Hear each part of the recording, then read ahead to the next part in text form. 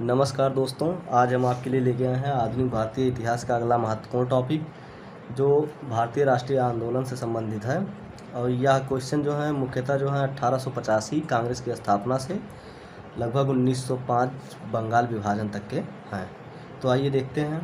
तो इसमें पहला है दोस्तों, तिलक पूना सार्वजनिक सभा एवं सहमत की आय विधेयक के समर्थक थे। तो इसमें क्वेश्चन पूछा जा सकता है दोस्तों, तिलक का संबंध किन संस्थाओं से है। तो इसमें बाल गंगाधर तिलक जो हैं दोस्तों, वो पूना सार्वजनिक सभा जो कि 1867 में महादेव गोविंद रानड़े द्वारा गठित की गई एवं सहमत की आय विधेयक यानी कि the age of consent bill 1891 के समर्थक थे। उसके बाद अगला है दोस्तों, अखिल भारतीय नेशनल कॉन्फ्रेंस का आयोजन जो है 1883 में आनंद मोहन बोस द्वारा किया गया। तो इसमें क्वेश्चन पूछा जा सकता है दोस्तों, अखिल भारतीय नेशनल कॉन्फ्रेंस का आयोजन जो है कब और किसके नेतृत्व में किया गया दोस्तों। तो ये 1883 में आनंद मोहन बोस के नेतृत्व में किया गया। किसका आयोजन दोस्तों, अखिल भारतीय नेशनल कॉन्फ्रेंस का। उसके बाद अगला है 1884 में ह्यूम के प्रयासों से इंडियन नेशनल यूनियन का गठन हुआ। तो इसमें क्वेश्चन पूछा जा सकता है दोस्तों, इंडियन नेशनल यूनियन का गठन कब और किनके प्रयासों से हुआ। तो दोस्तों, इंडियन नेशनल यूनियन का गठन जो है 1884 ईस्वी में ये ह्यूम के नेतृत्व में जो है प्रयासों से हुआ। और जो यही आगे चल के दोस्तों 1885 में भारतीय राष्ट्रीय कांग्रेस बना। उसके बाद अगला है दोस्तों, भारतीय राष्ट्रीय कांग्रेस की स्थापना बम्बई के गोकुलदास तेजपाल संस्कृत कॉलेज में 1885 में हुई। तो इसमें क्वेश्चन पूछा जा सकता है दोस्तों, भारतीय राष्ट्रीय कांग्रेस की जो स्थापना है वो कब और कहाँ हुई। तो दोस्तों, भारतीय राष्ट्रीय कांग्रेस की स्थापना जो है बम्बई के गोकुलदास तेजपाल संस्कृत कॉलेज में 1885 ईस्वी में हुई। उसके बाद दोस्तों, इंडियन नेशनल कांग्रेस यानी कि भारतीय राष्ट्रीय कांग्रेस के प्रथम अध्यक्ष WC बनर्जी तथा महासचिव A.O. ह्यूम थे।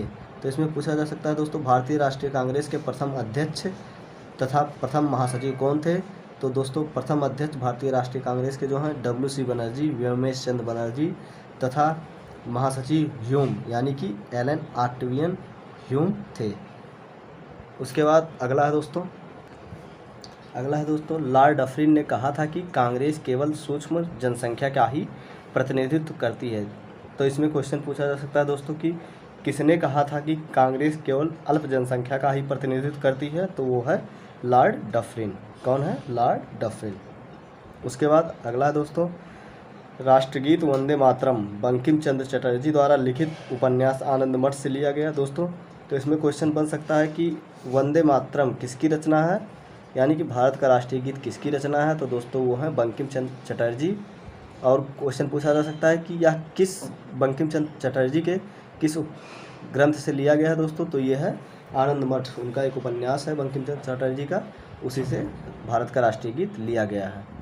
उसके बाद अगला है दोस्तों, 1907 में कांग्रेस नरमपंथ और गरमपंथ में विभाजित हो गया। तो इसमें दोस्तों क्वेश्चन पूछा जा सकता है कि जो भारतीय राष्ट्रीय कांग्रेस का गरमपंथ और नरमपंथ में विभाजन हुआ वो कब हुआ। तो दोस्तों, ये 1907 में हुआ। और 1907 में दोस्तों क्या हुआ था? सूरत विभाजन। यहीं पे भारतीय राष्ट्रीय कांग्रेस दो पंथ में बटे थे, नरमपंथ और गरमपंथ में। उसके बाद दोस्तों अगला है, लॉर्ड कर्जन ने कहा था कि कांग्रेस का महल भरभरा रहा है और भारत में रहते हुए मेरी मुख्य महत्वाकांक्षा है कि मैं शांति के साथ इसे मरने में सहयोग दे सकूं। तो इसमें क्वेश्चन पूछा जा सकता है दोस्तों, किसने कहा था कि कांग्रेस का महल भरभरा रहा है और भारत में रहते हुए मेरी मुख्य महत्वाकांक्षा है कि मैं शांति के साथ इससे मरने में सहयोग दे सकूं। तो दोस्तों, इसका उत्तर हो जाएगा लॉर्ड कर्जन। उसके बाद अगला है दोस्तों, कराची अधिवेशन 1931 में मूल अधिकार पर प्रस्ताव पारित किया गया। तो इसमें क्वेश्चन पूछा जा सकता है कि मूल अधिकार पर प्रस्ताव जो है वो कब पारित किया गया। तो दोस्तों, वो मूल अधिकार पर जो प्रस्ताव है वो कराची अधिवेशन 1931 में पारित किया गया। और इसके जो अध्यक्ष थे दोस्तों वो वल्लभ भाई पटेल थे। कौन थे? वल्लभ भाई पटेल, कराची अधिवेशन 1931 के अध्यक्ष। उसके बाद अगला है दोस्तों, लाहौर अधिवेशन 1929 में पूर्ण स्वराज का प्रस्ताव पारित किया गया। तो पूर्ण स्वराज का प्रस्ताव कब पारित किया गया दोस्तों? तो वो है लाहौर 1929 में। और लाहौर 1929 कांग्रेस अधिवेशन के अध्यक्ष कौन थे दोस्तों? तो वो थे पंडित जवाहरलाल नेहरू। उसके बाद अगला क्वेश्चन है दोस्तों, नील दर्पण का अंग्रेजी अनुवाद माइकल मधुसूदन दत्त ने किया था। तो इसमें पूछा जा सकता है कि नील दर्पण का अंग्रेजी अनुवाद किसने किया था दोस्तों, तो उसका उत्तर हो जाएगा माइकल मधुसूदन दत्त ने। उसके बाद तिलक ने गणेश व शिवाजी उत्सव मनाया। तो इसमें पूछा जा सकता है दोस्तों गणेश महोत्सव और शिवाजी महोत्सव किसने मनाया था दोस्तों, तो वो बाल गंगाधर तिलक ने। कब? 1893 में गणेश उत्सव और 1895 में जो है शिवाजी महोत्सव महाराष्ट्र में मनाया था। उसके बाद अगला है दोस्तों स्वदेशी और बहिष्कार बंगाल विभाजन से संबंधित है। तो इसमें क्वेश्चन पूछा जा सकता है स्वदेशी और बहिष्कार का नारा किस किस दौरान लगाया गया, किस आंदोलन के दौरान, तो दोस्तों बंगाल विभाजन के विरुद्ध जो आंदोलन हुआ उसमें स्वदेशी और बहिष्कार का जो है संदेश दिया गया।